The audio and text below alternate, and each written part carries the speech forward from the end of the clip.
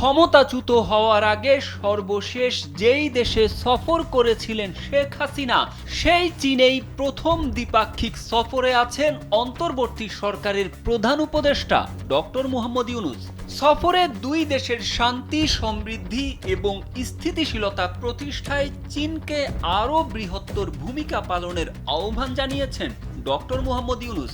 স্থানীয় সময় শুক্রবার সকালে বেইজিংয়ের গ্রেট হল অব দ্য পিপলে বৈঠকে চীনের প্রতি এই আহ্বান জানান তিনি। অধ্যাপক ইউনূস তার বক্তব্যের শুরুতে বাংলাদেশের জনগণের পক্ষ থেকে চীনের প্রেসিডেন্ট শি জিনপিংকে আন্তরিক শুভেচ্ছা জানান। বাংলাদেশে জুলাইয়ের গণ অভ্যুত্থানের কথা উল্লেখ করে তিনি বলেন, এই অভ্যুত্থান নতুন বাংলাদেশ গঠনের পথ সুগম করেছে।